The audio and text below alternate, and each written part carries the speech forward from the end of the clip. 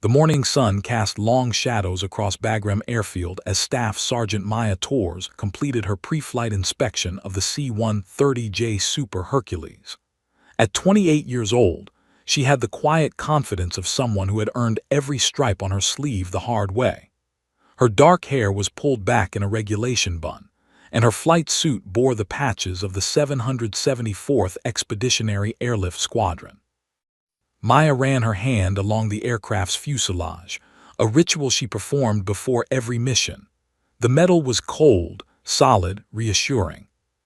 "Talking to your boyfriend again, Torres." Technical Sergeant Marcus Webb called out from the cargo ramp, his Alabama accent thick as molasses. At 35, Webb was a veteran flight engineer with over 3,000 hours in the C-130, and he'd taken Maya under his wing when she'd arrived in Afghanistan 6 months earlier. Maya grinned. "She's a lady, Webb. Show some respect." She climbed aboard, breathing in the familiar smell of hydraulic fluid, metal, and the faint trace of jet fuel that seemed to permeate every military aircraft she'd ever known. Today's mission was straightforward: transport medical supplies and a team of Army medics to Forward Operating Base Chapman, a remote outpost nestled in the mountains of eastern Afghanistan. It was the kind of milk run they'd flown dozens of times. Inside the cockpit, Captain Derek Holloway was running through the pre-flight checklist with his co-pilot, First Lieutenant James Chen. Holloway, 34, was a Texas native with 15 years in the Air Force and a reputation as one of the best C-130 pilots in theater. Chen, at 26, was newer but sharp, with reflexes that had earned him top marks in flight school. They worked together with the easy rhythm of a crew that had logged hundreds of hours together. "Torres, you secure back there," Holloway's voice crackled through the intercom. Maya surveyed the cargo hold.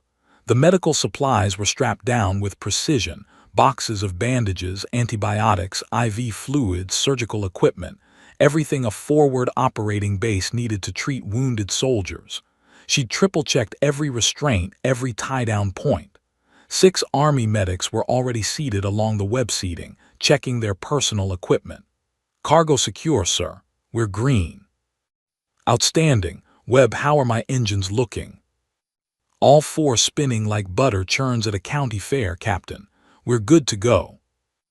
As the C-130's engines roared to life, Maya settled into her jump seat near the crew door. This was her domain, the cargo hold. As a loadmaster, she was responsible for everything that went into and came out of this aircraft. It was a job that required meticulous attention to detail, physical strength, and the ability to stay calm when things went sideways. She excelled at all 3. What most of her crew didn't know, what she rarely talked about, was that 5 years earlier she'd been on a different path. Maya had been a pilot trainee, top of her class at initial flight training at Joint Base San Antonio, with dreams of flying fighters or heavy transports. She'd aced every test, every simulator session, every flight evaluation. Her instructors had called her a natural, praising her smooth hands on the controls and her instinctive feel for aircraft. Then, during her T-6 Texan II training at Columbus Air Force Base, she'd experienced a series of severe migraines that grounded her. The flight surgeons ran every test imaginable and diagnosed a vascular condition, a minor malformation in the blood vessels near her brain that could, under the stress of high-G maneuvers or rapid altitude changes, cause debilitating headaches or worse.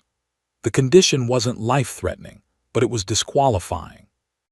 Her dream had died in a sterile medical office, ended by something she couldn't control, couldn't fight, couldn't overcome with determination or skill. She'd cried for 3 days straight. Then she'd made a decision. If she couldn't fly aircraft, she'd at least work on them, in them, around them. She'd requested a transfer to loadmaster training, determined to stay in the air somehow. In the years since, she'd thrown herself into her new role with the same intensity she'd brought to pilot training. She became the best loadmaster in her unit, known for her precision, her attention to detail, and her uncanny ability to calculate weight and balance distributions in her head. But the ache of what might have been never fully disappeared. She kept up her civilian pilot's license, flying whenever she had leave, renting Cessnas and Pipers at civilian airports, logging hours for reasons she couldn't quite articulate. Maybe it was hope that someday the medical condition would resolve. Maybe it was just the need to keep that part of herself alive. Whatever the reason, she'd accumulated nearly 200 hours of civilian flight time in the 5 years since her washout. The C-130 lifted off smoothly, banking east toward the mountains. Through the small window near her station, Maya watched the sprawling base fall away, replaced by the rugged, unforgiving terrain of Afghanistan. The Hindu Kush mountains rose in the distance, their peaks still capped with snow despite the summer heat. This was her 73rd mission since arriving in country, and the view never got old, beautiful and deadly in equal measure. "Hey, Nighthawk," one of the medics called out, using her call sign. Specialist Rodriguez was a stocky kid from Miami, barely 22, with an easy smile and the enthusiasm of someone on their first deployment. "Tell us again how you got that name."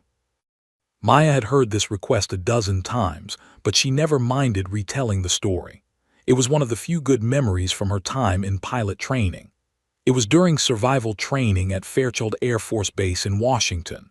We had to do a night navigation exercise, just a map, compass, and a red flashlight. We were supposed to find 6 checkpoints scattered across about 10 miles of dense forest. Most people got lost or took twice as long as they should have. I made it to every checkpoint, first in my group, barely used the flashlight at all. My instructors started calling me Nighthawk because they said I could navigate in the dark like a hawk hunting at night. "That's it," Rodriguez looked disappointed. "I thought it would be more exciting, like you wrestled a bear or something." Webb laughed from his position near the flight engineer's station. "Kid, in the military, the best call signs come from either being exceptionally good at something or spectacularly screwing up. Be Grateful Tours got hers the first way. You don't want to know how some of the other guys in the squadron earned theirs." "What's yours, Sergeant Webb?" asked Sergeant First Class Williams, one of the senior medics. She was on her 3rd deployment, a no-nonsense professional from Atlanta with a daughter starting college. "They call me Clutch," Webb said with a grin, "because during my first deployment in Iraq, we had an engine failure on takeoff. I managed to restart it mid-flight while we were still climbing. Captain said I came through in the clutch." The flight leveled off at 22,000 feet, and the conversation shifted to the usual deployment topics: food, mail from home, how many days until leave. In the cockpit, Holloway and Chen monitored their instruments while exchanging small talk about families back home. Holloway's wife was expecting their 2nd child in 3 months. Chen's fiancé was planning their wedding for when he returned stateside. The weather report had mentioned some turbulence ahead, but nothing unusual for mountain flying. Standard afternoon thermal activity over the peaks, maybe some wind shear in the valleys. Holloway had flown this route so many times he could practically do it with his eyes closed. Everything was routine, comfortable, exactly as it should be. Maya unstrapped from her seat and began her in-flight checks, ensuring the cargo restraints remained secure despite the slight turbulence. She chatted with the medics, learning that Rodriguez's first deployment was everything he'd hoped for: exciting but not too dangerous so far. Williams shared photos of her daughter's graduation. Captain Myers, the senior medical officer, was quiet, focused on reading a medical journal he'd brought along. The aircraft hit a patch of rough air, bouncing hard enough that Maya had to grab a cargo strap for balance. "Little bumpy today," she called forward to Webb. "Just mountain waves," Webb replied. "Nothing this old girl can't handle. We'll be through it in about 15 minutes. Maya returned to her seat and strapped in, watching the mountain slide past below. She'd learned to read the terrain from the air, understanding how the valleys funneled wind, how the peaks created turbulence, how the whole massive landscape affected the aircraft's flight. It was knowledge born from hundreds of hours in the air, watching, learning, absorbing everything she could about aviation, even from the cargo hold. Her phone buzzed in her pocket, A final text from her sister before they moved out of cell range. "Stay safe up there, Maya. Love you." She typed back a quick reply. "Always do. Love you too." Then she tucked the phone away and settled back, letting the familiar vibration of the engines and the gentle rocking of the aircraft relax her. In 90 minutes, they'd be on the ground at Chapman, offloading supplies, maybe grabbing a quick meal before the return flight. Then back to Bagram by dinner, maybe catch a movie in the rec room, write some emails home. Tomorrow would bring another mission, another flight, another day in the routine that had become her life. Maya closed her eyes for just a moment, letting herself imagine what it would be like to be sitting up front in that left seat, hands on the controls, making the decisions, feeling the aircraft respond to her inputs. It was a fantasy she indulged occasionally, harmless dreaming about a life that would never be hers. She had no way of knowing that in less than 10 minutes, that fantasy would become a terrifying reality, and everything she'd learned in 5 years of lost dreams would be put to the ultimate test. The first sign of trouble came as a weather update crackled through the cockpit speakers. "Reach 447, this is Bagram approach. Be advised, moderate turbulence reported ahead at your altitude. Recommend reducing speed and ensuring all personnel are secured." "Copy that, Bagram," Holloway replied, his voice calm and professional. He keyed the intercom. "Everyone strap in back there. We've got some bumpy air coming up." Maya had already secured herself in the jump seat, watching the 6 Army medics do the same. She'd flown through turbulence countless times. It was an unavoidable part of flying over mountains. The aircraft could handle far worse than what they were about to encounter. The turbulence hit moments later, the aircraft bucking and shuddering as they entered a rough patch of air created by thermal currents rising off the sun-heated peaks below. The C-130 dropped suddenly, Maya's stomach lurching as they fell what felt like 100 feet in seconds, then just as quickly rose again. It was uncomfortable but not dangerous, just nature reminding them that the sky wasn't always a smooth highway. "Moderate my ass," Chen muttered in the cockpit, fighting to keep the aircraft steady. "This is severe." "Welcome to mountain flying," Holloway said with a slight grin. "Just keep her." Then came a sound Maya would never forget, an explosive crack followed by a deafening roar of wind that seemed to tear through the entire aircraft. The sound was so sudden, so violent, that for a split second her mind couldn't process what had happened. Then the screaming started in the cockpit. A massive flock of griffin vultures had risen from a thermal current directly into their flight path, dozens of the huge birds, each weighing 15 to 20 pounds, their wings spanning nearly 9 feet. The birds had no time to scatter. The C-130, traveling at over 200 knots, had no time to evade. One bird, a massive male griffin vulture, smashed through the left cockpit window like a missile fired from point-blank range. The impact was catastrophic. The reinforced plexiglass window, designed to withstand bird strikes from smaller birds, shattered under the force of the 20-pound vulture hitting at 230 miles per hour. Shards of reinforced plexiglass exploded through the flight deck like a fragmentation grenade, each piece a razor-sharp projectile moving at lethal velocity. Captain Holloway took the brunt of it. A large fragment, nearly 6 inches across and jagged as broken glass, struck his left temple with devastating force. The impact was so severe that his flight helmet cracked, and he slumped forward instantly against his harness, blood pouring from a deep gash that ran from his eyebrow to his hairline. His hands fell away from the controls, lifeless. Lieutenant Chen, sitting in the right seat just 3 feet away, caught multiple lacerations across the right side of his face and his right arm. Blood sprayed across the instrument panel as a particularly sharp fragment sliced through his flight suit and into the muscles of his forearm. Another piece caught him just below the right eye, missing the eye itself by less than an inch. The pain was instantaneous and overwhelming, his vision immediately blurred by blood running into his eyes. But Chen's training took over even through the shock and pain. He could feel the aircraft beginning to roll left as Holloway's weight shifted against the controls. With his left hand, his good hand, he grabbed the yoke and pulled back, fighting to level the wings. His right arm was nearly useless, blood pouring from the deep laceration, but he forced it to move, reaching for the autopilot engage button. "Mayday, mayday, mayday." Chen managed to gasp into the radio, his voice distorted by pain and the wind now howling through the massive hole where the window had been.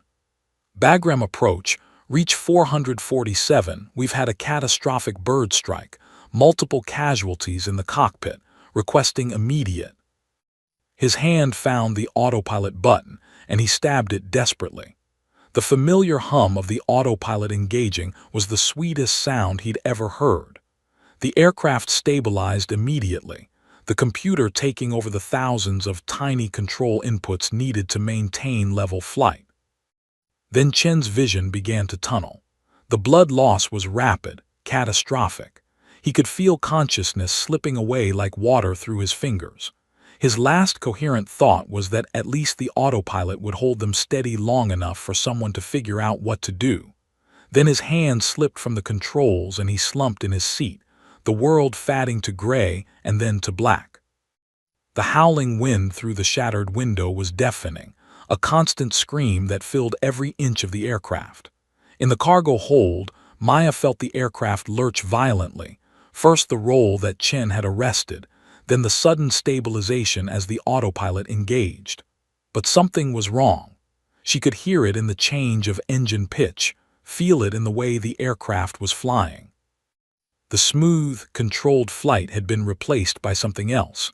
The aircraft was stable but felt wrong somehow, like a car driving itself down the highway with no one at the wheel.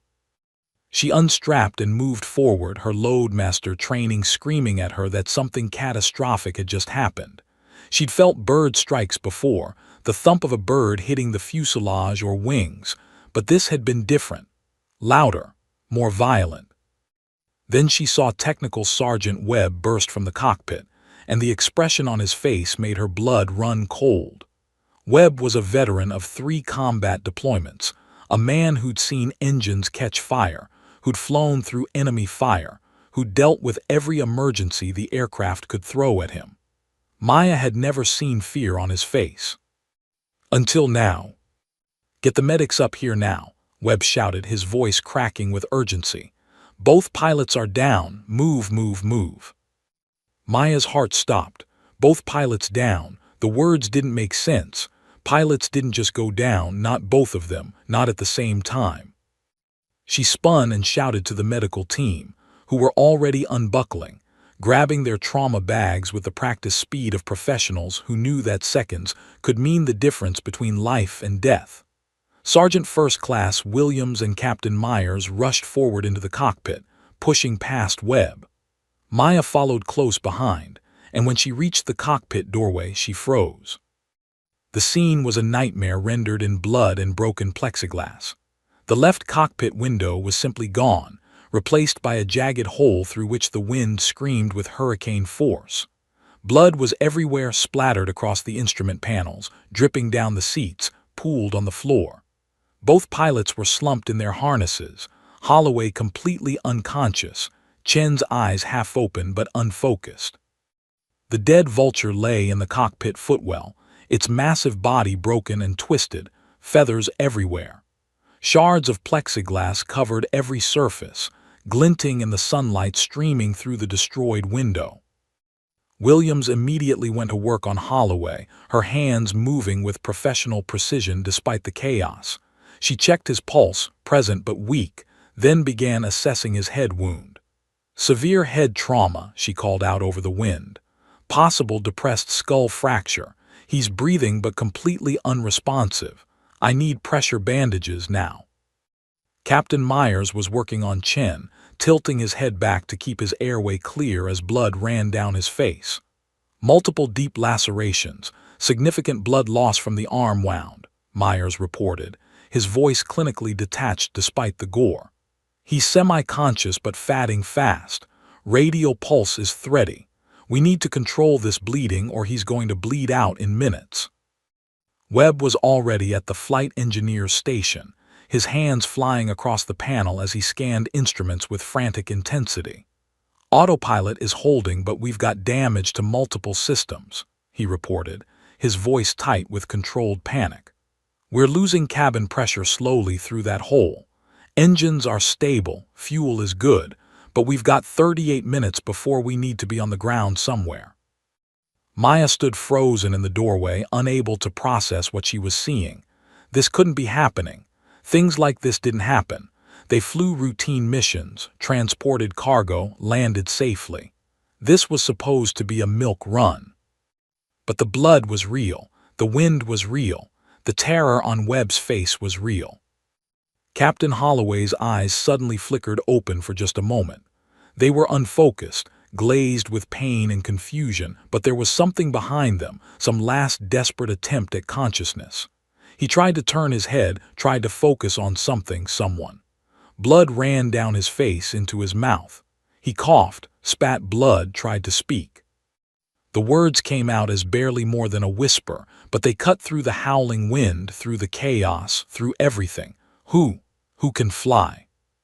The question hung in the air like a death sentence. Webb looked at Maya. The medics looked up from their patients. Everyone in that cockpit knew exactly what those 3 words meant. They had an aircraft full of people at 20,000 feet over some of the most unforgiving terrain on Earth. They had no qualified pilots. They had less than 40 minutes of fuel to find an airfield and get on the ground. The autopilot would hold them steady, but it wouldn't land them. Someone had to fly this aircraft. Someone had to take those controls and bring 23 souls home safe. But there was no one qualified, no one trained, no one who had any business sitting in that blood-spattered captain's seat, except maybe there was. Maya's mind raced through the possibilities in microseconds, each option more hopeless than the last. Webb was a flight engineer, brilliant with systems, could troubleshoot anything mechanical, but he'd never touched the flight controls. His job was managing engines and systems, not flying. The medics were combat medical specialists, with zero aviation training beyond how to buckle into a jump seat. The other loadmasters in the cargo hold were skilled at their jobs, but had never been anywhere near a cockpit except as passengers. No one aboard this aircraft had any business sitting in the captain's seat of a C-130, except the 2 men who were bleeding out in front of her. Except she had, once in a different life, 5 years ago. "I can fly." The words came out of her mouth before her brain fully processed them, escaping on pure instinct, driven by something deeper than conscious thought. Every head in the cockpit turned toward her with expressions ranging from shock to disbelief. Webb's eyes went wide, his face a mixture of confusion and desperate hope. "Tors, what are you? You're a loadmaster. You've never—" "I washed out of pilot training 5 years ago," Maya said, her voice steadier than she felt, even as her heart hammered so hard she thought it might burst through her chest. "Medical disqualification during T1 training. But I completed the entire T6 program. That's basic flight training. I finished about 60% of the total pilot training curriculum before I was grounded." She took a breath, forcing herself to speak clearly over the roaring wind. "I've got my civilian pilot's license. I've logged about 200 hours in the last 5 years, Cessna 172s, a few hours in a Piper Cherokee, some time in a Beechcraft Bonanza. And I've been studying C-130 systems since I became a loadmaster. I know this aircraft inside and out, the hydraulics, the engines, the flight controls, the avionics. I've never flown one, but I understand how it works." Webb stared at her like she'd grown a second head, his expression caught between hope and horror. "You never flew a C-130 in training. You never landed anything bigger than a 4-seater Cessna. Hell, you never even finished pilot training." "I know." Maya's voice cracked slightly, the enormity of what she was suggesting hitting her like a physical blow. "But I understand the principles. Lift, drag, thrust, weight, physics doesn't change with the size of the aircraft. I know the approach speeds, the landing procedures. I've watched hundreds of C-130 landings. I've studied the flight manual, and right now, Webb, I'm the only option we've got." Sergeant First Class Williams looked up from Captain Holloway, her hand still applying pressure to his head wound with a blood-soaked bandage.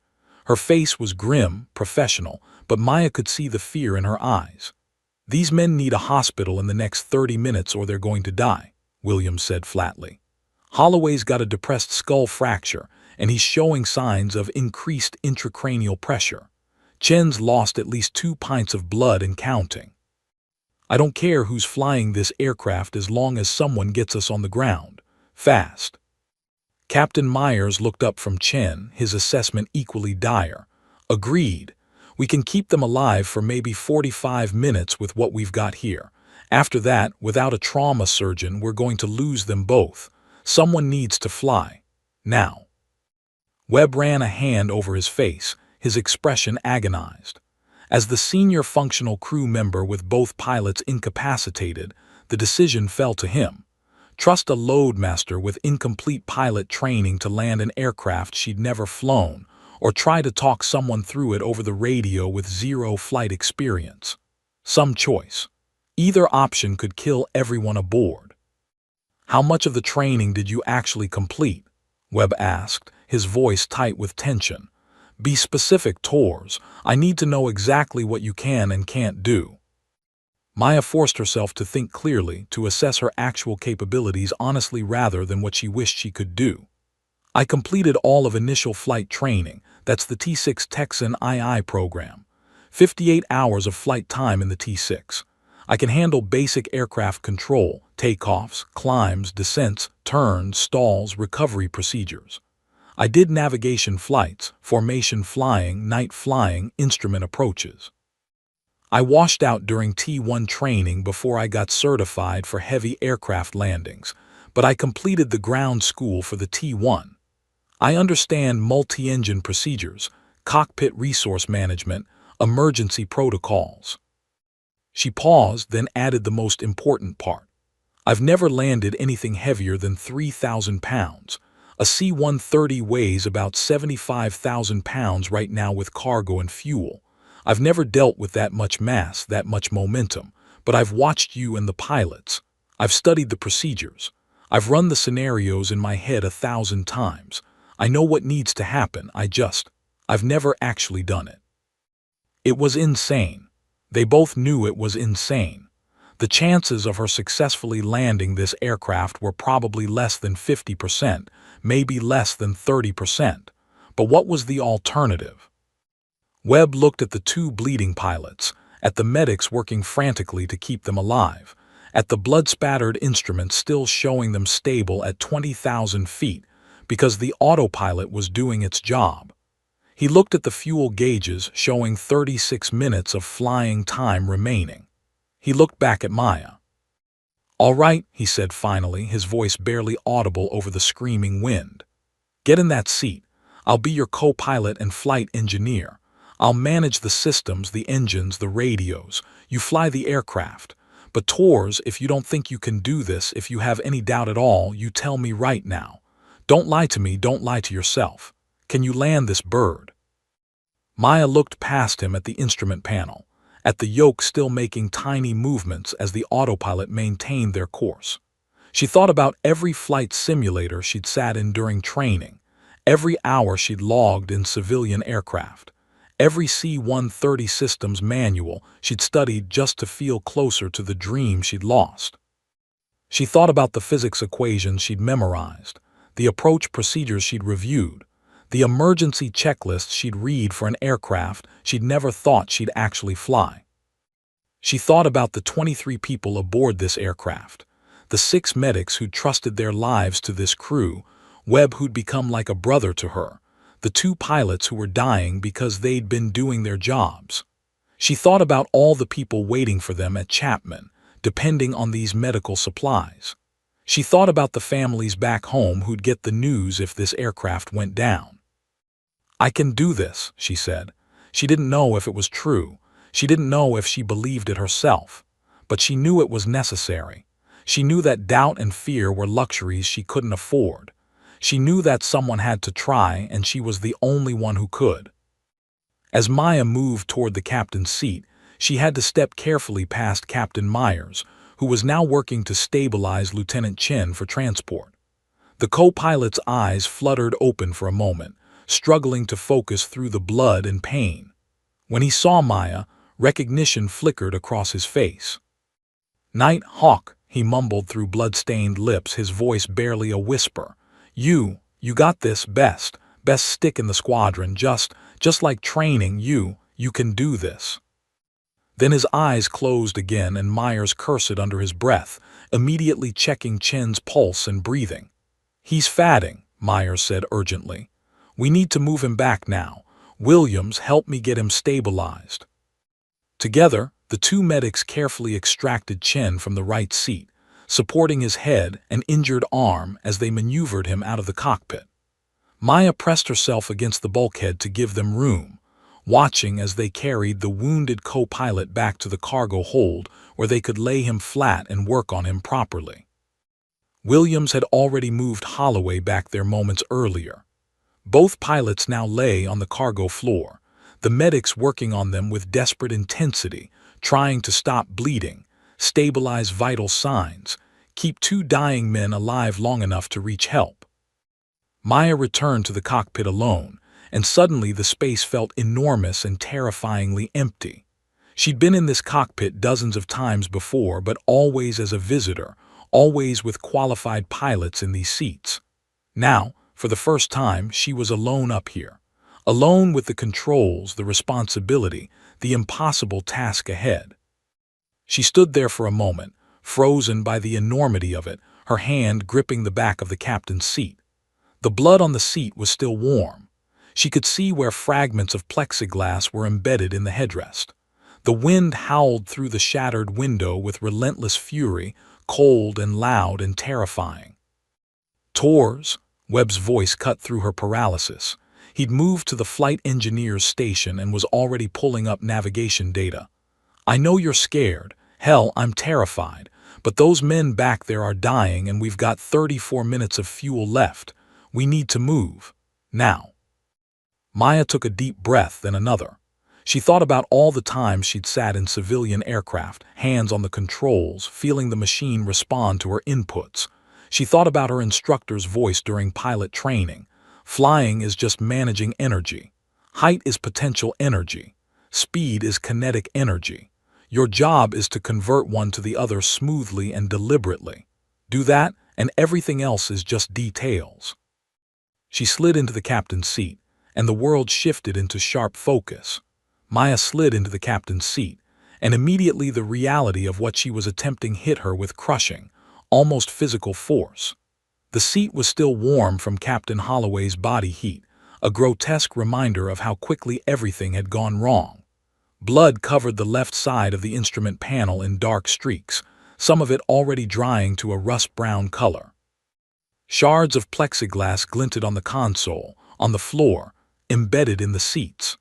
The wind howling through the shattered window was deafening, disorienting, and bitterly cold at 20,000 feet, so cold that Maya's hands were already going numb.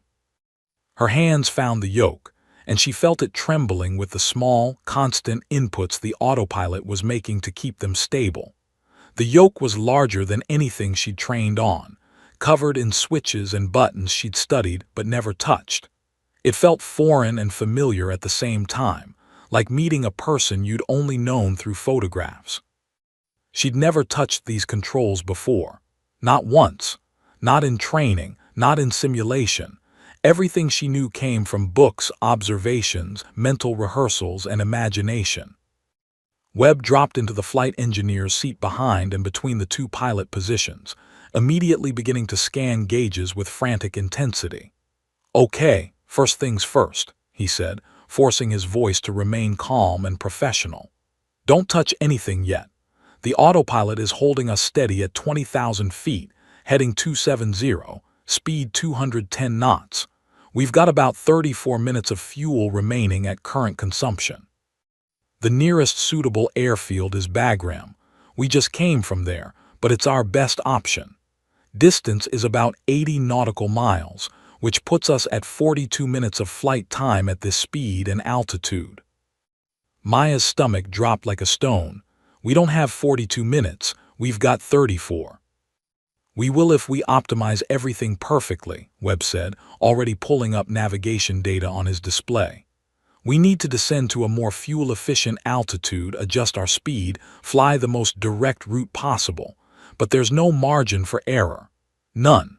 Not a single mistake, not one missed procedure. Everything has to be perfect.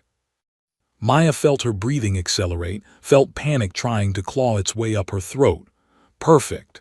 She had to be perfect on her first attempt at flying an aircraft she'd never touched. I need to contact the tower. Webb pointed to the radio controls. Frequencies already set for Bagram approach. Just key the mic. Maya's fingers found the radio transmit button on the yoke. She pressed it, and for a moment her voice caught in her throat. What was she supposed to say? How did you tell an air traffic controller that you were attempting the impossible? Bagram Tower, this is Reach 447, declaring an emergency. Her voice came out surprisingly steady, almost calm, though inside she was screaming. We have both pilots incapacitated due to bird strike with multiple casualties aboard. We have an unqualified pilot at the controls and are requesting priority landing, full emergency response, and any assistance you can provide. There was a long pause on the other end, several seconds of dead air that felt like hours. Maya could imagine the chaos her words were causing in that tower, the controllers looking at each other in disbelief, trying to process what they'd just heard. Then, Reach 447, say again. Did you say unqualified pilot? Affirmative, Bagram. I'm a loadmaster, Staff Sergeant Maya Torres. I have incomplete pilot training. I washed out 5 years ago before certification. I've never landed a C-130. We have critical injuries aboard, limited fuel, and I need every bit of help you can give me. Another pause, longer this time. Maya could hear muffled voices in the background, people talking urgently, making decisions. Then a new voice came on, calm, professional, authoritative, female. A voice that carried the weight of experience and commanded immediate respect. Reach 447, this is Lieutenant Colonel Sarah Brennan, Squadron Operations Officer. I'm a C-130 instructor pilot with over 4,000 hours in type. I'm going to talk you through this step by step, and we're going to get you and your crew home safe. First, I need you to take a deep breath and tell me exactly what your experience level is. Don't minimize it, don't exaggerate it. I need the truth. There was something in that voice, a combination of competence and compassion, that cut through Maya's rising panic like a lifeline thrown to a drowning person. She took the breath Brennan had ordered, then another. Ma'am, I'm Staff Sergeant Maya Torres, call sign Nighthawk. I completed all of initial flight training in the T-6 Texan II, about 60 hours of flight time. I completed partial training in the T-1 Jayhawk before medical washout. I never got certified for heavy aircraft or multi-engine landings. I have a civilian pilot's license with approximately 200 hours logged in single-engine aircraft, mostly Cessna 172s, maximum gross weight around 2,500 pounds. I've never flown anything with 4 engines. I've never flown anything this heavy. I've studied C-130 systems extensively as part of my loadmaster duties, but I've never actually flown one. Okay, Maya, I'm Sarah. We're going to get you and your crew home safe. I promise you that. There was absolute conviction in Brennan's voice, as if failure wasn't even a possibility she'd considered. Now, here's what's going to happen. You're going to disengage that autopilot in a moment and hand-fly this aircraft to Bagram while your flight engineer manages the systems. You're going to feel the weight of the aircraft when you take control. It's going to be heavier than anything you've ever flown, less responsive, more powerful. The controls will feel sluggish compared to what you're used to. Don't fight it. Small inputs, smooth movements. Think of it like driving a loaded semi-truck, not a sports car. Understand? Understood. Maya's mouth was desert dry. She tried to swallow but couldn't. Good. Now before you take control, I need you to do something for me. Look at the attitude indicator, the artificial horizon. Tell me what you see. Maya's eyes found the instrument, a circular display showing a miniature airplane against a horizon line. Wings level, slight nose-up attitude. The horizon line is about 2 degrees below the miniature aircraft. Perfect. When you disengage the autopilot, that's exactly what you want to maintain. Wings level, slight nose-up for level flight at this altitude. Your flight engineer is going to help you descend to a more fuel-efficient altitude in a moment, but first, you just need to feel the aircraft. Are you ready? Was she ready? No, she'd never be ready for this, but ready or not, it was happening. Webb, you ready? Maya asked, her voice tight. Webb's hands were already positioned on the engine controls, his eyes scanning the engine instruments. Born ready, Tours. Just remember, small inputs. Don't overcorrect. The aircraft wants to fly straight and level. Your job is just to help it do what it already wants to do. Maya placed her right hand on the yoke, her left on the throttle quadrant. The controls felt solid, real, heavy with responsibility. Through the shattered window, she could see the mountains stretching endlessly in every direction, their peaks razor-sharp against the clear blue sky. Beautiful and deadly. One mistake and they'd be scattered across those peaks in 1,000 burning pieces. Disengaging autopilot in 3, 2, 1, now. She pressed the autopilot disconnect button and immediately felt the full weight of the aircraft transfer to her hands. The C-130 wallowed slightly as the autopilot released control, the nose dropping a few degrees before Maya corrected. Her heart leaped into her throat. She'd overcorrected, pulling back too hard, and the nose rose sharply above the horizon. Easy, Webb coached from behind her, his voice steady. You're okay. Small correction, just a tiny push forward. There you go. Maya pushed forward gently on the yoke, and the nose dropped back to level flight. But her correction was too much again, and the nose dropped below the horizon. She pulled back, overcorrected again. The aircraft was wallowing in a slow porpoising motion, nose up, nose down, nose up, nose down, as Maya fought to find the feel of the controls. It was like nothing she'd ever experienced. The controls were heavy, the aircraft's response delayed by what felt like several seconds. In the small aircraft she was used to, inputs were immediate, push forward, and the nose dropped instantly. But the C-130 was like moving a battleship. Everything happened in slow motion. Everything required anticipation and planning 3 steps ahead. You're doing fine, Sarah's voice came through the headset, calm and reassuring. What you're feeling is normal. The C-130 has a lot of mass and momentum. It doesn't want to change what it's doing quickly. Stop trying to correct every little deviation. Let the aircraft stabilize for a few seconds before making another input.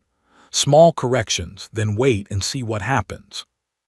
Maya forced herself to relax her grip on the yoke, to wait after each input. Slowly, gradually, the porpoising motion damped out. The attitude indicator showed wings level, the miniature aircraft sitting almost perfectly on the horizon line. There you go, Webb said. You've got it. Now just maintain that. Keep your eyes on the attitude indicator. Airspeed 210 knots. Altitude 20,000 feet, heading 270, all stable. Maya's eyes flicked across the instruments, her training coming back in fragments and pieces. Airspeed indicator, altimeter, attitude indicator, heading indicator, vertical speed indicator. The 6-pack of instruments that every pilot learned to scan in a continuous pattern, always moving, always checking, always staying ahead of the aircraft. She was flying, actually flying a C-130 Super Hercules. The realization hit her with a mixture of terror and exhilaration. Okay, Maya, you're doing great, Sarah said. Now we need to address the fuel situation. We're going to descend to 18,000 feet where the air is denser and the engines are more efficient. This is going to require coordination between you and your flight engineer. He's going to reduce power and you're going to establish a descent. Small nose down attitude. I want about 3 degrees nose down. which will give you roughly 500 feet per minute rate of descent. Your flight engineer will call out the numbers. Ready. Ready, Maya said, though she felt anything but. Webb's hands moved to the throttle levers, reducing power on all 4 engines by about 10%. Maya, give me a 3-degree nose-down attitude. Watch the VSI, the vertical speed indicator. I want to see 500 feet per minute descent rate. Maya pushed forward gently on the yoke. Too much. The nose dropped sharply, the VSI swinging to show 1,200 feet per minute descent. She pulled back, overcorrecting again, and the nose rose back above the horizon. Smaller, Webb said patiently. Much smaller inputs, like you're adjusting the temperature on a shower, tiny movements. Maya tried again, this time with barely perceptible forward pressure. The nose dropped gradually, smoothly, and the VSI needle moved to show 500 feet per minute down. There you go, Webb said. Hold that, perfect. But as they descended, the cold mountain air flowing through the shattered window became absolutely brutal.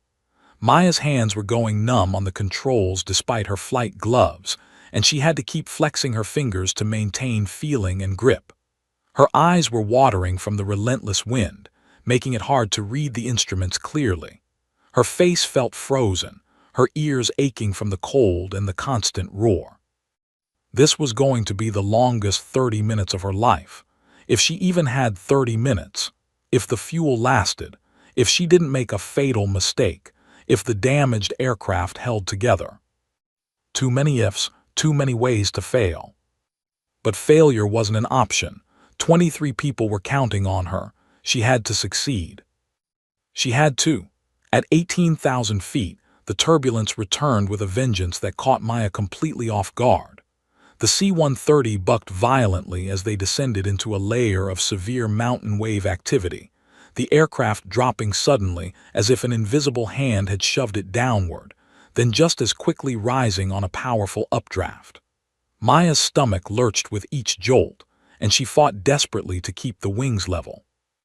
Stay on the gauges, Webb coached urgently. Don't look outside, trust your instruments, keep those wings level. Maya forced her eyes to stay locked on the attitude indicator, watching the miniature wings rock back and forth as the turbulence tried to roll the aircraft. Every instinct screamed at her to make large corrections, to fight the turbulence aggressively, but Webb's earlier advice echoed in her mind. Small inputs, smooth movements. She made tiny corrections with the yoke and rudder pedals, keeping the wings as close to level as she could manage. You're doing good, Sarah's voice came through the headset, steady as a rock. Mountain wave turbulence. It's going to be rough for the next few minutes, but the aircraft can handle far more than this. Just keep her steady. A particularly violent jolt slammed the aircraft sideways, and Maya felt the yoke try to twist out of her hands. She gripped tighter, her knuckles white, fighting to maintain control. Behind her, she could hear something sliding in the cargo hold, followed by a shout.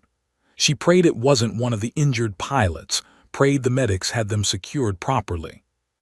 How are our patients? She called back through the intercom, her voice strained. Captain Meyer's voice came back tense and clipped. Holloway is still critical but stable for now. Chen's conscious again but very weak. The turbulence isn't helping. I'm worried about Holloway's head injury with all this bouncing around. How much longer until we're on the ground? Webb checked the navigation display, his expression grim. 28 minutes to Bagram, but Maya, we've got a problem. Maya's heart, already racing, kicked into an even higher gear. What kind of problem? Our fuel consumption is running higher than calculated. Webb was staring at the fuel flow gauges, his finger tracing across the numbers. The damage from the bird strike must have affected our aerodynamics. That hole in the cockpit is creating massive drag. We're burning fuel about 8% faster than optimal.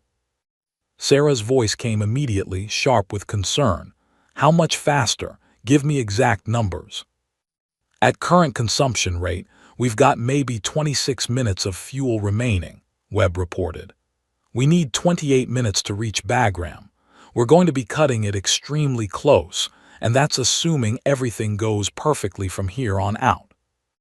Maya felt ice flood through her veins.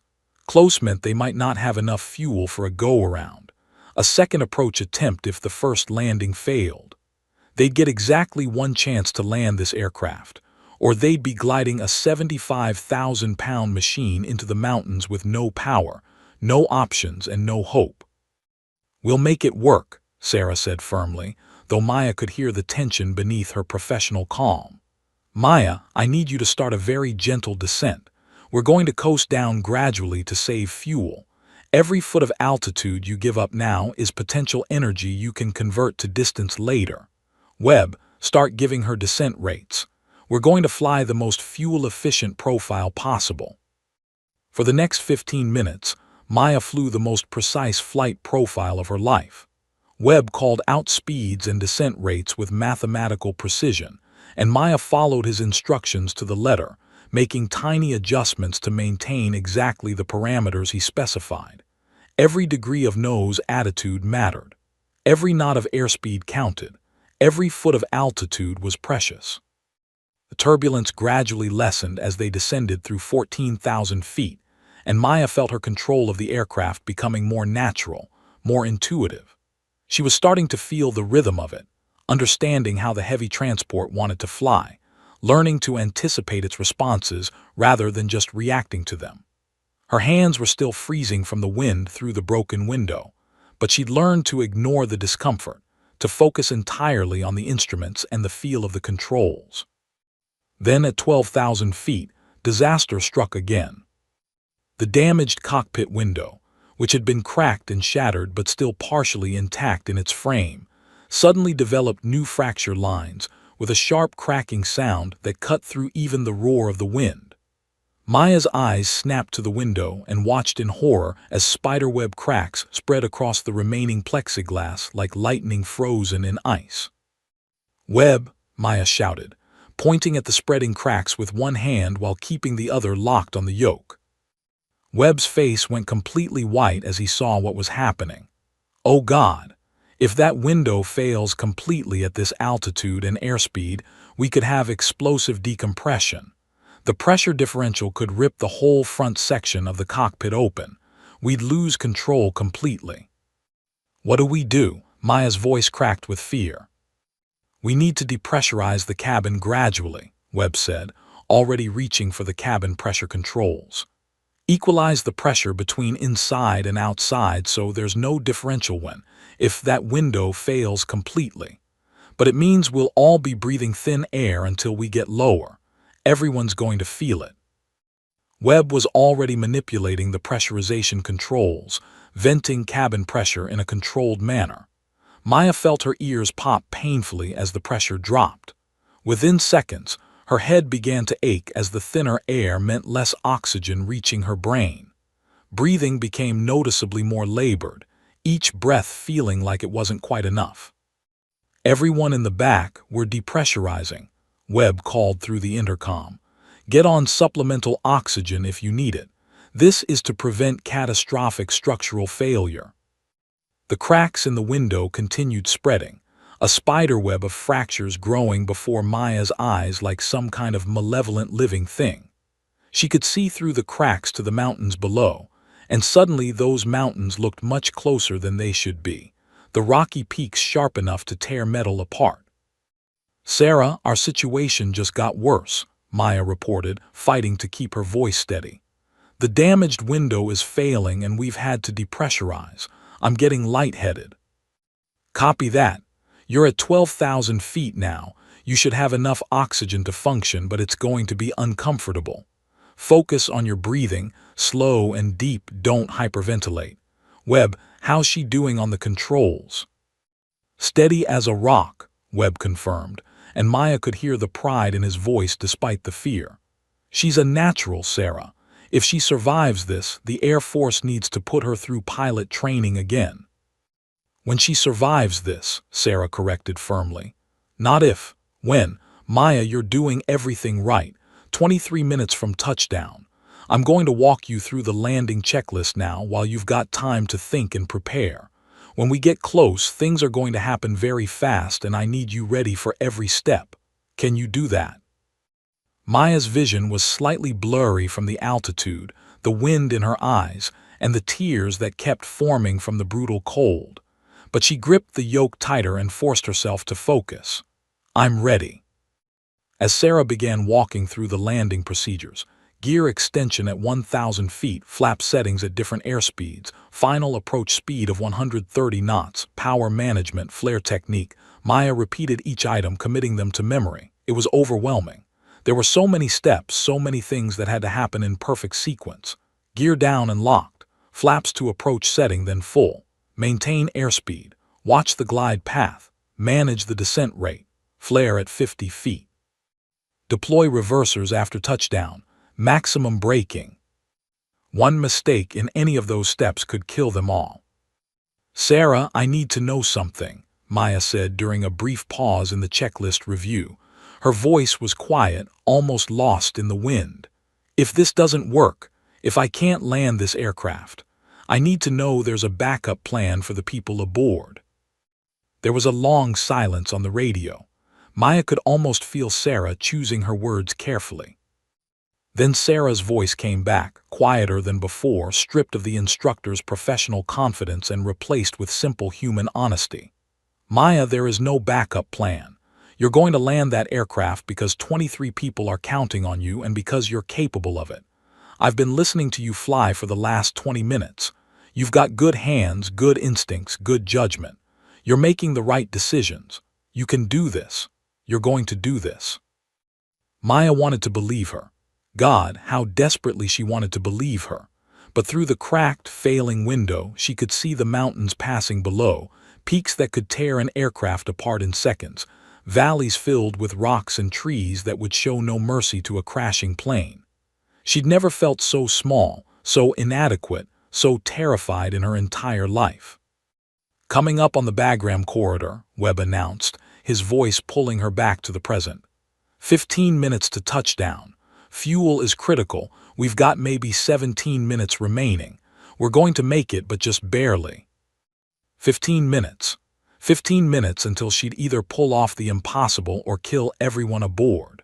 Her hands were shaking now, not from the cold or the thin air, but from pure, undiluted fear that was threatening to overwhelm every bit of training and determination she possessed. And then from the cargo hold, Captain Meyer's voice cut through on the intercom. "Tours. Captain Holloway just regained consciousness briefly. He's barely coherent, but he insisted I tell you something." A moment later, she heard Captain Holloway's voice, weak and slurred but carrying fierce determination despite his injuries. "Nighthawk, listen to me. You've got this. I've been watching you work for 6 months. Best natural stick I've ever seen. You were meant to fly. Trust yourself, trust your training. Bring them home." Then his voice faded as he lost consciousness again. But those few words, spoken by a man fighting through a skull fracture and severe concussion just to encourage her, changed everything. Maya's hands stopped shaking. The fear was still there, still a massive presence threatening to crush her, but underneath it something else emerged and grew stronger. Determination, purpose, resolve. She'd spent 5 years mourning the pilot she never got to be, 5 years feeling like a failure, 5 years wondering if she'd given up too easily when the medical board grounded her. Now, when it mattered most, when lives hung in the balance, she was going to prove that she'd been a pilot all along. The Air Force just hadn't known it yet. "Bagram in sight," Webb announced, 12 minutes out. Through the damaged window, Maya could see the airfield in the distance. A brown strip carved into the desert floor, looking impossibly small and impossibly far away. "All right," Maya said, her voice steady and calm and filled with quiet confidence that surprised even her. "Let's bring this bird home. Reach 447, you're cleared for straighten approach runway 03. Sarah's voice came through with absolute clarity now, the radio signal strong as they closed the distance to Bagram. "Winds are calm at 5 knots, visibility unlimited, ceiling and sky clear." You've got every emergency vehicle on base positioned along the runway, fire trucks, ambulances, crash rescue, the whole 9 yards. Half the base is watching this, Maya. Time to show them what Nighthawk can do.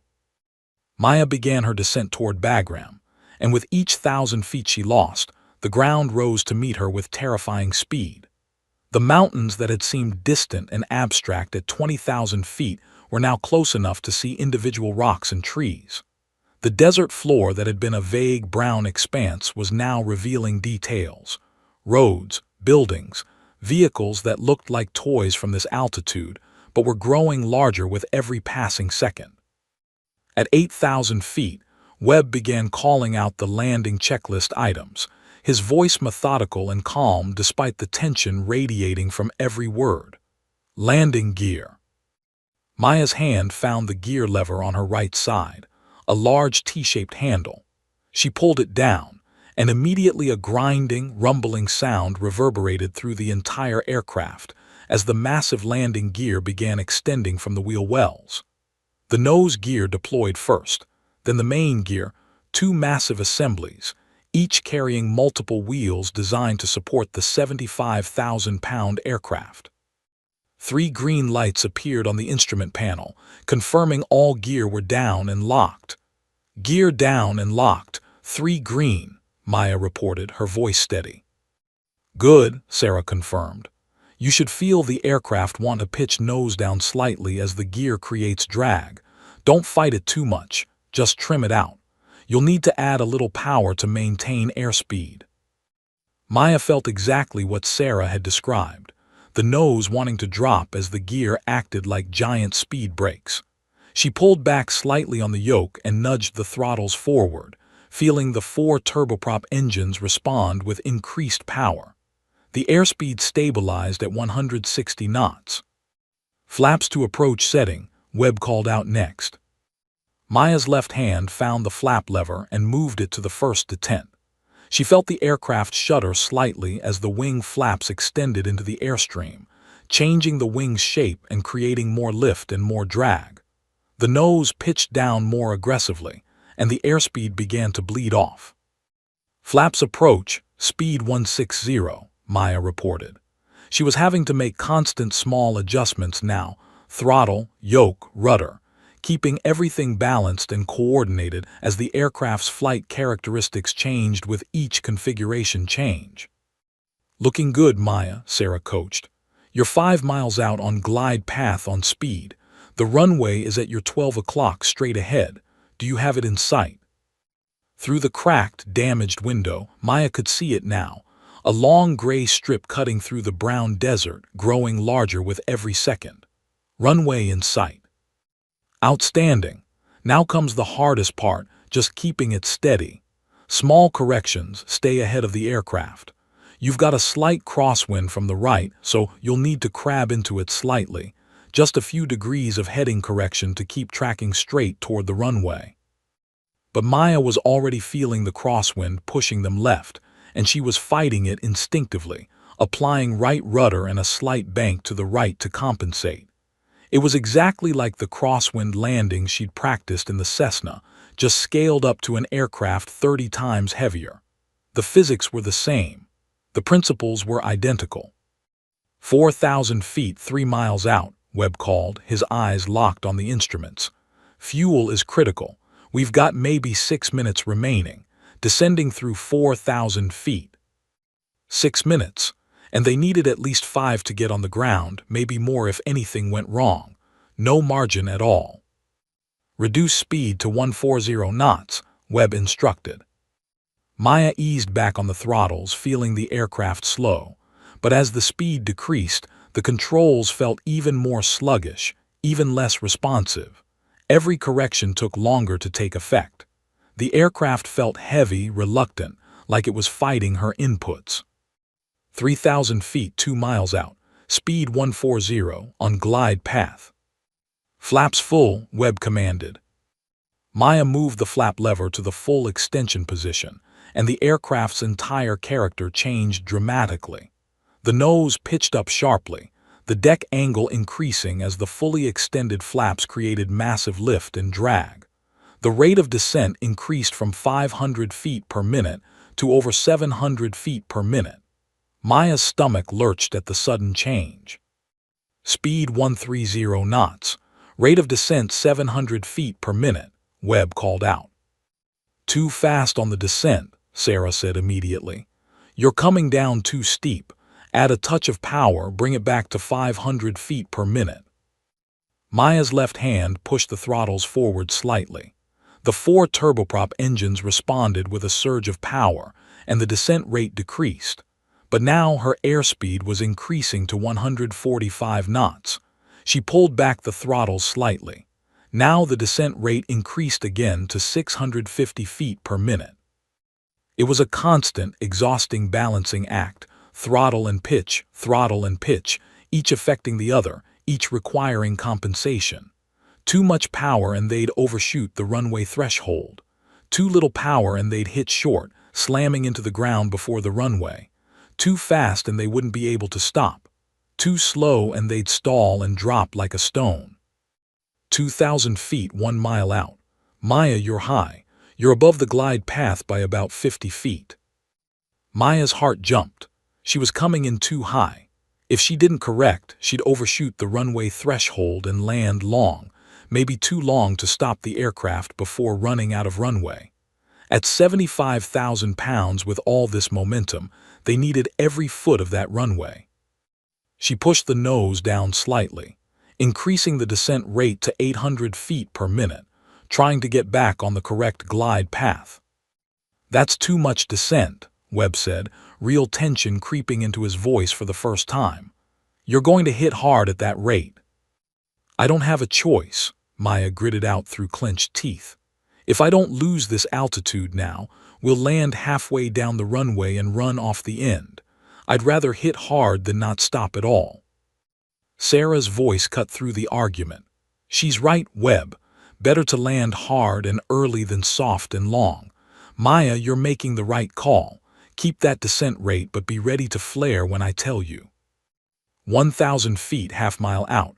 Landing checklist complete. All green lights. We're committed. Committed. The word hung in the air with terrible finality. They were too low, too slow, too close to abort now. They were landing on this runway whether Maya was ready or not, whether she could handle it or not. Through the window, Maya could see the runway clearly now. Every marking, every number, every crack in the concrete. She could see the emergency vehicles lined up along both sides, their lights flashing red and blue. She could see people standing near the vehicles, watching, waiting to see if she'd pull off the impossible or if they'd be scraping wreckage off the runway. 500 feet. Maya, you're still fast. Speed 145 should be 130. Maya's mind raced. Too fast meant they'd need more runway to stop. Every knot of excess speed meant hundreds of additional feet of runway consumed during the landing rollout. But if she tried to slow down now by pulling back power, she might stall. The stall speed with full flaps was around 105 knots, but with all this weight and the damaged aerodynamics from the broken window, who knew what the real stall speed was? She made her choice, keep the speed, accept the risk, hope for enough runway. I'm holding 145. We need the extra energy in case of wind shear or turbulence on short final. It was a lie. She was keeping the speed because she was terrified of stalling, but it sounded better to frame it as a tactical decision. 400 feet, 300 feet, start your flare, ease back on the yoke. Maya pulled back smoothly, bringing the nose up, trying to arrest their descent and transition from a controlled descent to level flight just above the runway. But she was still coming down fast, the ground rushing up at them with sickening speed. 200 feet, you're good, ease back more, flare Maya, flare. The runway was right there, filling her entire field of vision. She could see individual rocks on the ground beside the runway, could see people's faces as they watched from beside the emergency vehicles. She pulled back more on the yoke, feeling the nose come up, feeling the rate of descent decrease. 100 feet, looking good, hold that attitude. Maya's entire world had compressed to the view through that broken window, to the feel of the controls in her hands, to the rush of the runway markers flashing past below them. 50 feet, 40 feet, 30 feet. Ease back, flare now, pull back. Maya pulled back harder on the yoke, bringing the nose well above the horizon, trying to hold the aircraft off the runway for just a few more seconds, bleeding off speed, letting gravity pull them down gently. But she'd started the flare too late and pulled back too slowly. The main landing gear struck the runway with a tremendous, jarring bang that reverberated through every rivet and frame in the aircraft. It felt like they'd been hit by a giant hammer, the impact so violent that Maya's teeth clacked together and she bit her tongue. The taste of blood filled her mouth. The nose gear came down hard a second later with another violent impact that sent a shudder through the entire aircraft. Metal groaned. Something in the cargo hold crashed to the floor. Maya heard someone cry out in pain over the intercom. But they were down. They were on the ground. The hardest part was over. Except it wasn't. They were on the ground, but they were going fast, way too fast. The airspeed indicator showed 135 knots, almost 160 miles per hour. The runway markers were flying past in a blur. Reverse thrust, maximum braking, Webb shouted urgently. Do it now. Maya's hands flew to the throttle quadrant. She'd rehearsed this moment in her mind 100 times during the flight. She grabbed the 4 power levers and pulled them up and back into the reverse thrust range, feeling the detents click as the levers moved into position. The engine screamed in protest as the propeller blades changed pitch, directing their thrust forward instead of backward. The aircraft shuddered violently, the whole airframe vibrating like it was tearing itself apart. Maya felt like her teeth were going to rattle out of her skull. Her feet slammed down on the brake pedals with all her strength, every muscle in her legs straining. The anti-skid system immediately began chattering as it rapidly applied and released brake pressure to prevent the wheels from locking up and skidding. The C-130 began to decelerate, but not nearly fast enough. 6,000 feet of runway remaining, Webb called out, watching the runway distance markers flash past his window. 5,000, 4,000. They were eating up runway at an alarming rate. Maya pushed even harder on the brakes, feeling the pedals go nearly to the floor. The tires were screaming now, and she could smell burning rubber even through the wind still howling through the broken window. Smoke poured off the wheels in gray clouds. 3,000 feet. Maya were not going to stop in time. The end of the runway was visible now, growing larger in Maya's vision with horrifying speed. Beyond it, she could see the overrun area, a section of reinforced concrete designed to give aircraft extra stopping distance in emergencies. And beyond that, dirt, rocks, and the metal barrier that marked the absolute end of the airfield. If they hit that barrier at any significant speed, the aircraft would collapse like a crushed beer can. The fuel tanks would rupture. Fire would consume everything. 23 people would die because she'd come in too hot, too fast, too inexperienced. No, she hadn't come this far, hadn't fought this hard, hadn't overcome this much to fail now. Maya did something she'd never done in any aircraft, something that went beyond the procedures she'd memorized. She stood on the brakes with both feet, lifting herself partially out of the seat, using her entire body weight, pushing the pedals so hard her legs shook with the effort. She felt something in her right knee pop, a sharp pain that she immediately ignored. 2,000 feet, we're still going too fast. The anti-skid system was on the ragged edge of failure, the wheels right at the threshold of locking up completely. If they locked, the tires would blow and they'd start skidding uncontrollably. But Maya kept the pressure on, gambling everything on those brakes, holding just a few more seconds. 1,000 feet, we're slowing, it's going to be close. The numbers counted down in Maya's head like a countdown to execution. 800 feet, 600 feet, 400 feet. The The C-130 was shuddering so violently that instruments were blurring, her vision shaking, but she didn't let up on the brakes for even a fraction of a second. 200 feet of runway remaining, 100 feet, 50 feet. And finally, with less than 800 feet of runway remaining, barely enough space to park 3 C-130s nose to tail, the aircraft came to a complete stop. For a moment, nobody moved. Nobody spoke. Nobody even breathed. The only sounds were the clicking of cooling metal, the howling wind through the broken window, and the distant wail of emergency vehicle sirens racing toward them. Then Webb let out a whoop that could probably be heard back in Alabama. "Hot damn, Tors, you did it. You actually did it. You crazy, beautiful, magnificent pilot, you did it." Maya sat frozen in the captain's seat, her hands still gripping the yoke in a death grip so tight her fingers had gone completely white. Her feet were still pressed hard on the brakes even though the aircraft was motionless. She couldn't move, couldn't speak, couldn't process what had just happened. Her entire body was shaking uncontrollably, adrenaline flooding her system with nowhere to go. Through the window, she could see emergency vehicles surrounding them, dozens of people in flight suits and combat uniforms running toward the aircraft. The cargo ramp was already dropping open, and she could hear the emergency medical teams swarming aboard, racing to where Captain Holloway and Lieutenant Chen lay. "Maya," Webb's hand was on her shoulder, gentle but firm. "Maya, you need to let go of the controls. We're on the ground, we're safe. You can let go now."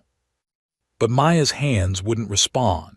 Her fingers were locked around the yoke, muscles cramped from the death grip she'd maintained for the last 30 minutes.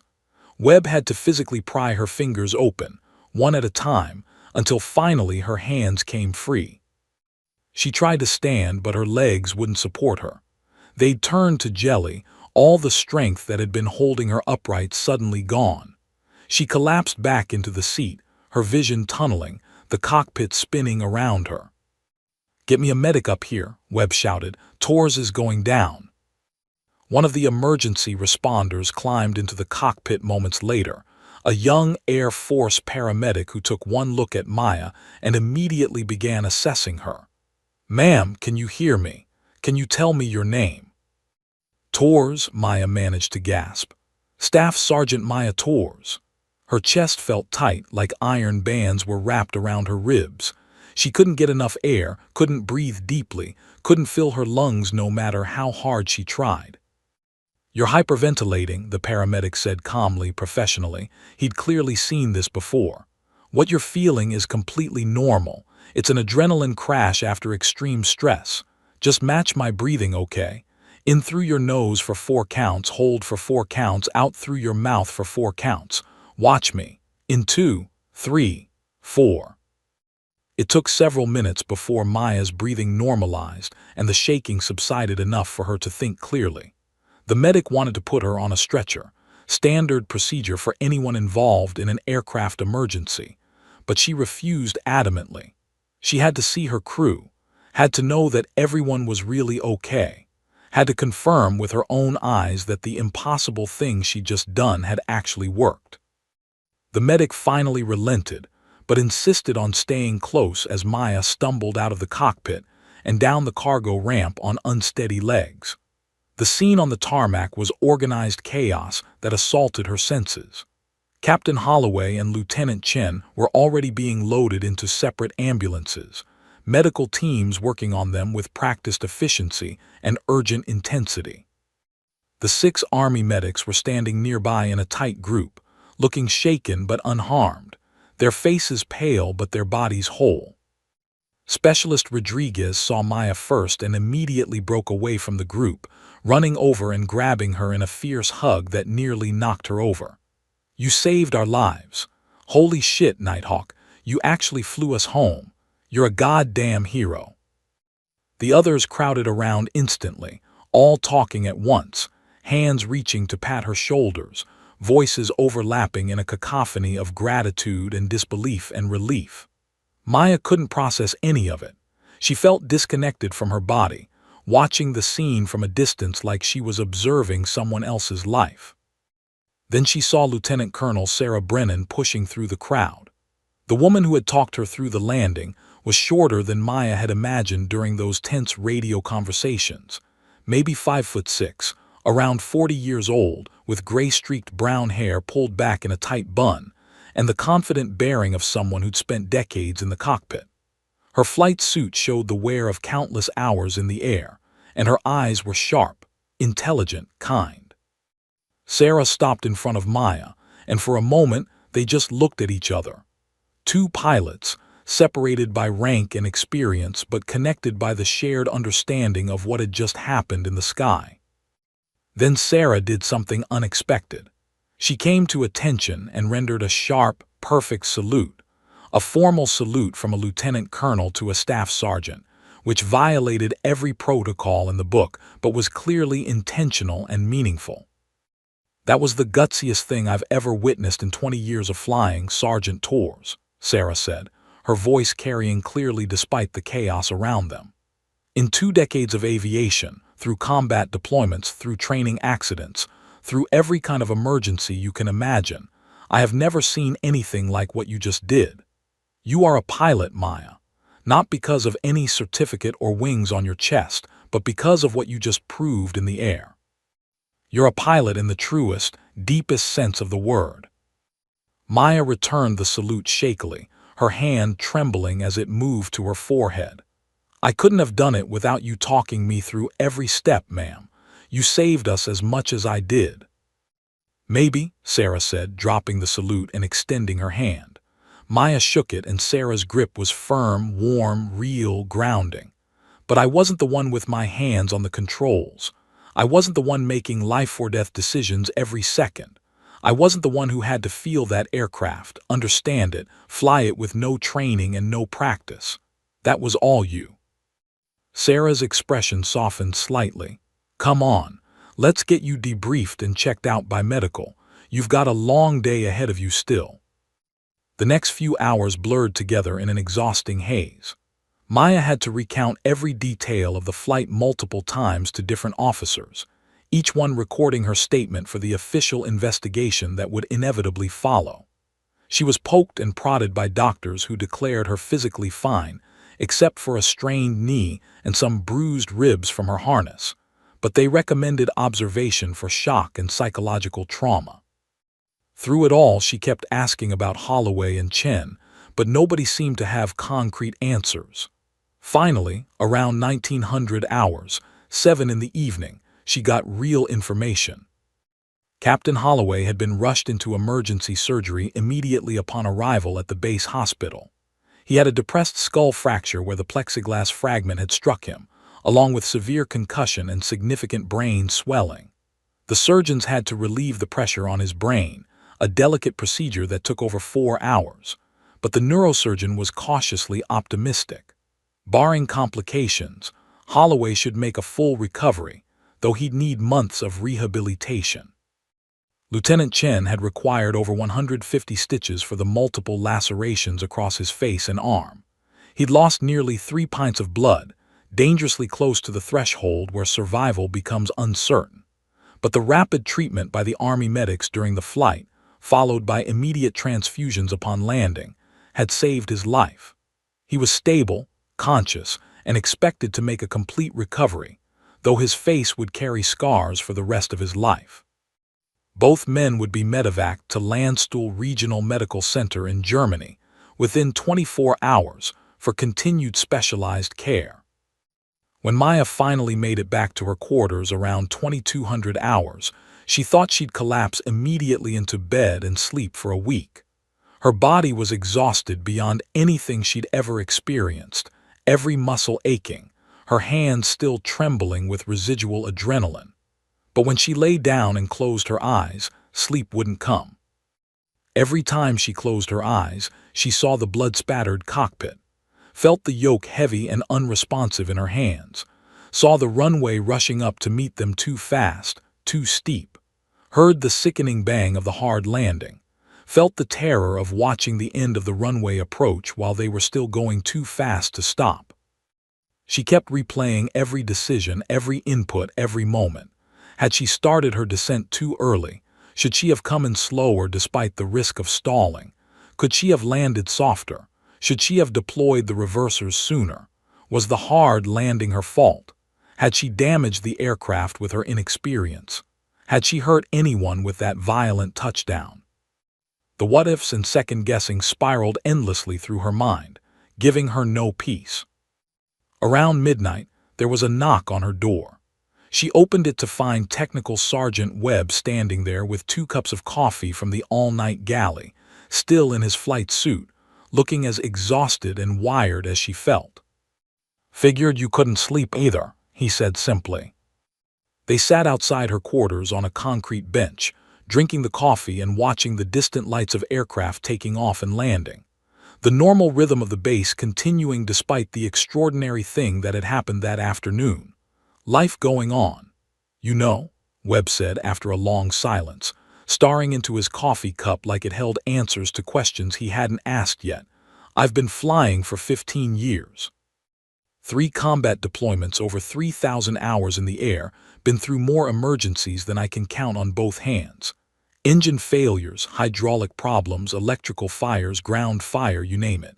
But I've never, and I mean never, seen anything like what you did today.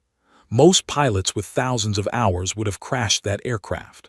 Hell, most pilots wouldn't have even tried. They would have frozen up, panicked, given up. You brought it home on your first try." "I almost killed everyone," Maya said quietly, her voice hollow. "We came in too fast, too high. That landing was terrible. I hit so hard I probably damaged the landing gear. I nearly ran us off the end of the runway. If there had been 500 fewer feet of concrete, we'd all be dead right now." Webb turned to look at her, his expression serious. "Nearly doesn't count in aviation tours. You know what counts? The outcome. And the outcome is that 23 people are alive right now who should be dead. Captain Holloway is in surgery instead of scattered across a mountain.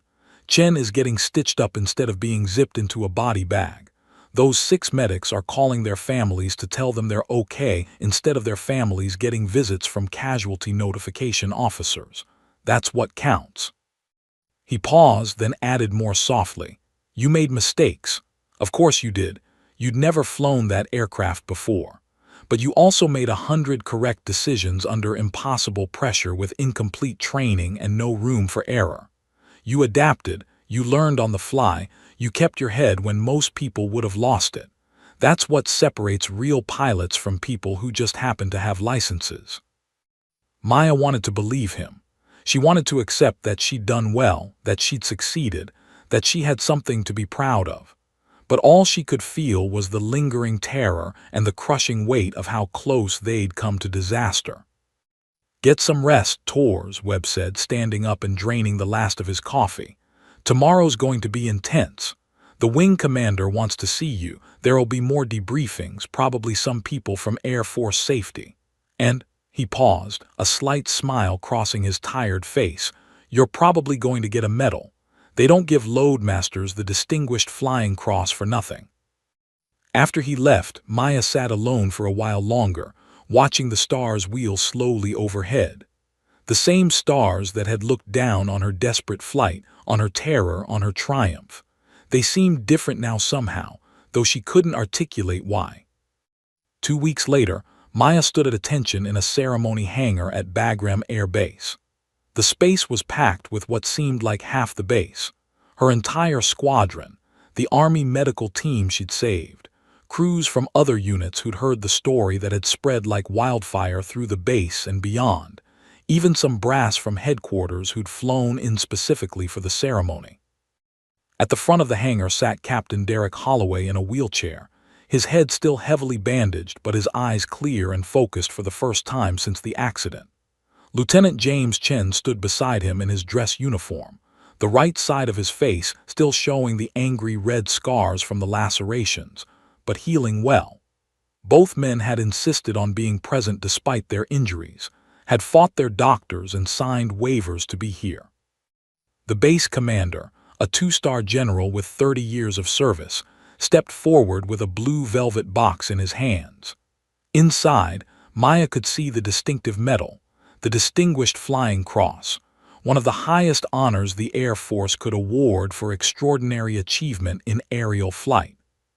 Staff Sergeant Maya Torres, the general's voice carried through the silent hangar with commanding authority, for heroism and extraordinary achievement while participating in aerial flight on July 15, 2024.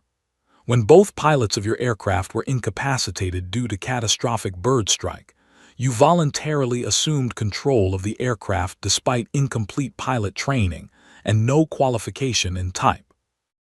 Over the next 35 minutes, you demonstrated exceptional airmanship, judgment, and courage under conditions that would have overwhelmed most pilots with far more experience.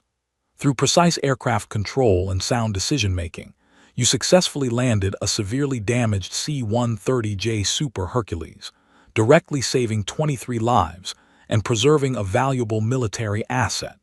Your actions reflect the highest credit upon yourself and the United States Air Force. It is my honor to present you with the Distinguished Flying Cross. As he pinned the medal on her uniform, the hangar erupted in thunderous applause. Maya stood rigid at attention, overwhelmed by the moment, fighting to maintain her military bearing even as tears threatened to fall. This wasn't supposed to be her story. She was supposed to be the pilot who washed out the dream that died, the what might have been. Not this. Not a hero.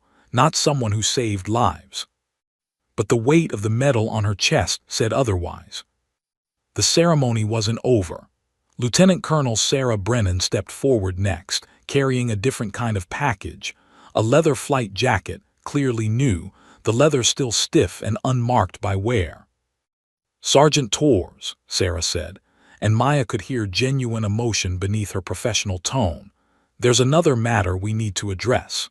When you landed that C-130, you earned something that no amount of training could ever give you, the unqualified respect of every pilot who's ever sat in a cockpit. You proved beyond any shadow of doubt that you belong in the sky, that you were always meant to fly." Sarah unfolded the jacket, and Maya could see patches carefully sewn onto it. The squadron patch on one shoulder, Air Force wings on the other, and over the left breast, a name patch reading TORRES with Nighthawk embroidered below it in bold letters. "This call sign was given to you years ago during your initial pilot training," Sarah continued. "Today, it becomes your official call sign as a rated pilot in the United States Air Force. Because as of 600 hours this morning, based on my recommendation and the endorsement of every senior pilot in this theater, your medical waiver has been approved by Air Force Personnel Command, and you have been officially reinstated into undergraduate pilot training." The applause grew even louder, people cheering now. Maya's breath caught in her throat.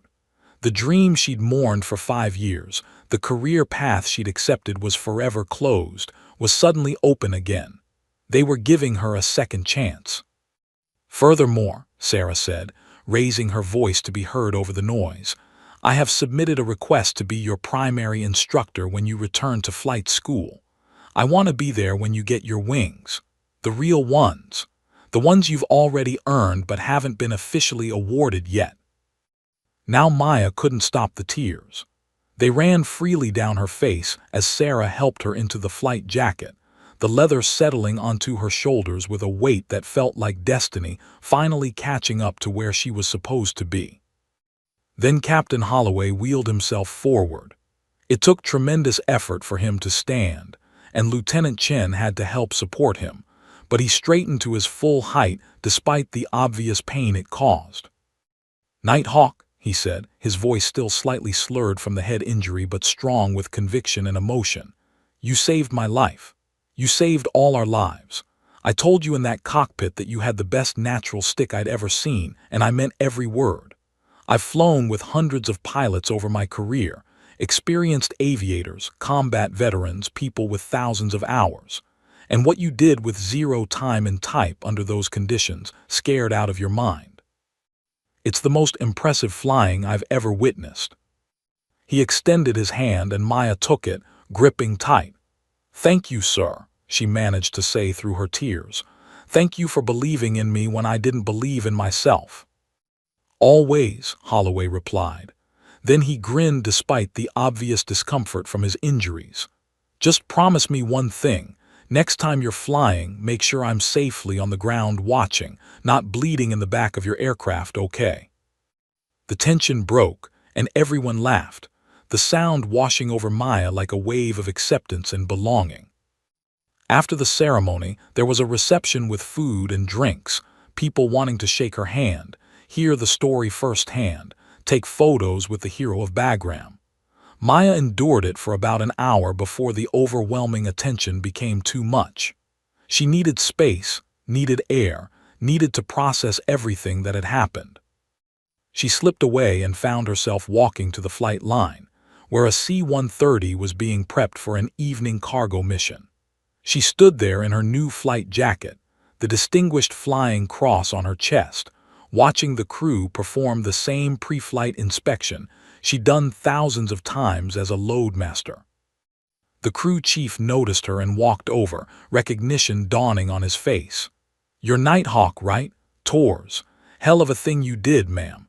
The whole base has been talking about nothing else for 2 weeks." "Just got lucky," Maya said automatically. Chief, a grizzled master sergeant who looked like he'd been working on aircraft since before Maya was born, shook his head firmly. "Ma'am, with all due respect, that's bullshit. I've been turning wrenches on these birds for 23 years. I've seen lucky landings and I've seen skilled landings. What you did wasn't luck. That was pure pilot skill and determination. That aircraft should have crashed. The aerodynamics were all wrong with that massive hole in the cockpit. Fuel was critical. You had no time and type. But you wouldn't let it crash. You willed that bird onto the runway through skill and sheer force of personality." He paused, studying her face. "Can I ask you something personal, ma'am?" "Sure." "When you were up there with both pilots down and that aircraft falling out of the sky, were you scared?" Maya thought about the question, about the terror that had gripped her in those moments, about the fear that had nearly paralyzed her. "Terrified," she admitted honestly. "Every single second of it. I've never been more scared in my entire life." The chief nodded slowly, understanding in his eyes. "That's what makes you a real pilot, ma'am. Not the wings on your chest or the hours in your logbook or even that medal you're wearing. It's being absolutely terrified but flying anyway because people are counting on you. That's the difference between someone who flies and someone who's a pilot." He saluted, another technically incorrect salute from enlisted to enlisted, but meaningful nonetheless, and walked back to his aircraft, leaving Maya alone with her thoughts.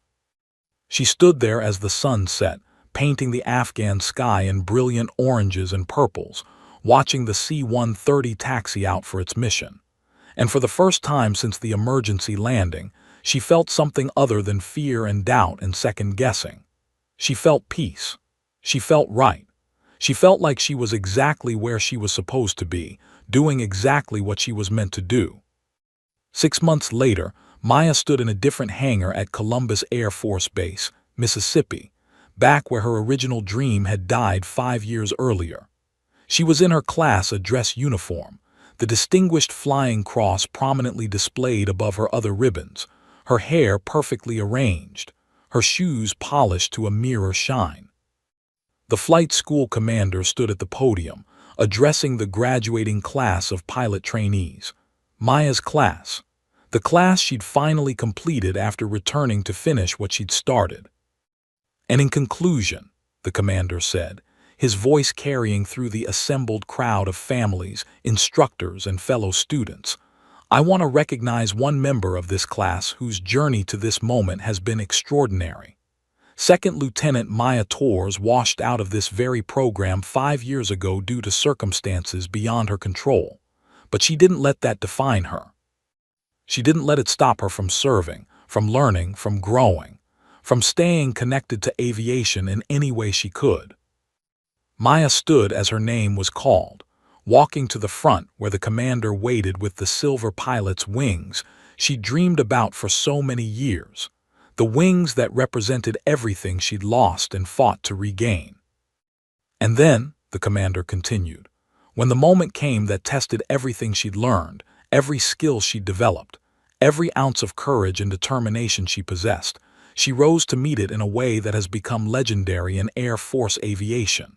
Lieutenant Torres, it is my profound honor to award you these wings. You earned them in the hardest way possible, in blood and fear and impossible choices at 22,000 feet over Afghanistan. Today, we're just making it official. Welcome to the Brotherhood of Pilots. He pinned the wings over her heart, stepped back, and rendered a crisp salute. Maya returned it, then turned to face her classmates and the audience beyond. In the front row, she saw Technical Sergeant Webb, who'd taken leave to be here, wiping tears from his eyes unashamedly. She saw the 6 Army medics from that flight, Rodriguez, Williams, Myers, and the others, all grinning and applauding thunderously.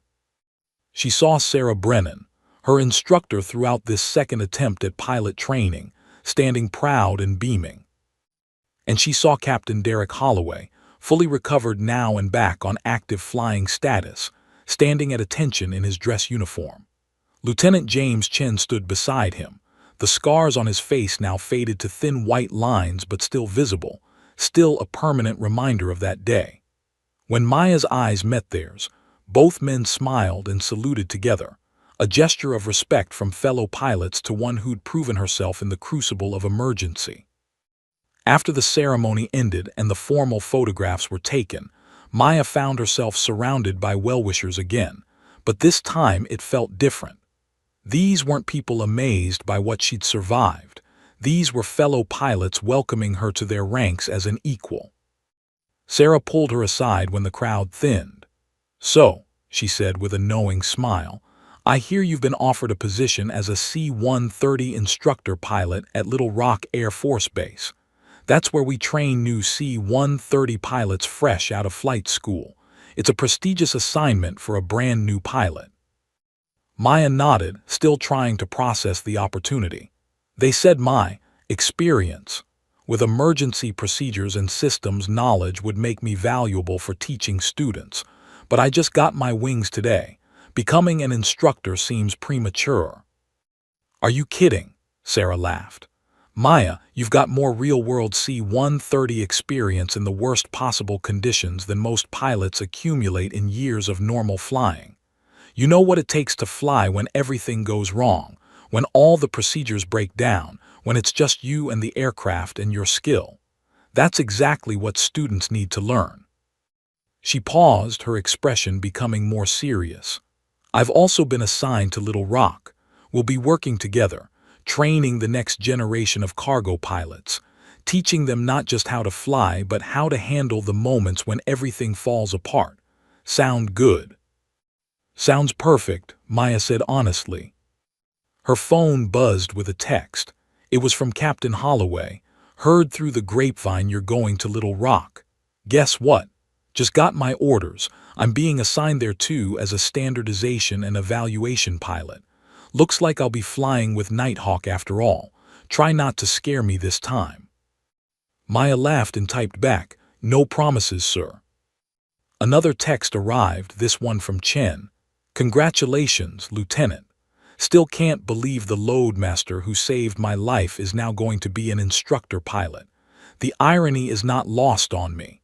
First round of drinks is on me when you get to Arkansas. You've earned it about 1,000 times over." As the sun set over Columbus Air Force Base, Maya walked to the flight line one last time as a student. A T-6 Texan II sat on the ramp, the same type of aircraft she'd flown during her first attempt at pilot training, the aircraft she'd excelled in before her medical washout. She walked around it slowly, running her hand along the fuselage just like she'd done with the C-130 that morning at Bagram so many months ago. Her phone buzzed again. This time it was a message in the squadron group chat from one of her classmates. "Nighthawk flies tonight."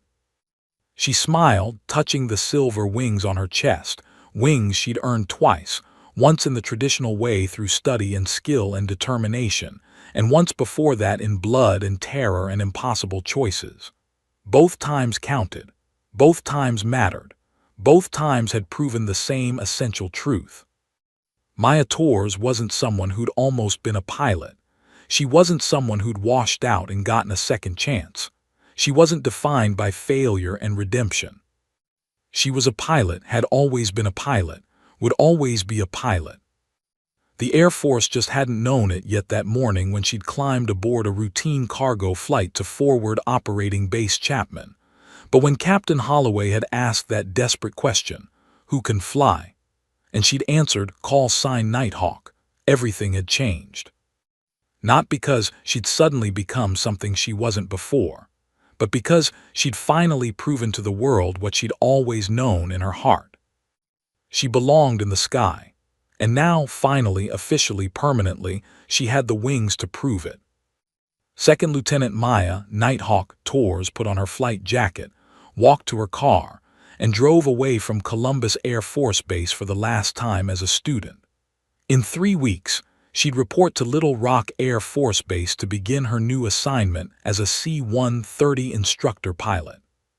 She'd teach students how to fly, how to handle emergencies, how to stay calm when everything goes wrong, how to make impossible decisions under crushing pressure, how to bring their crews home safe no matter what.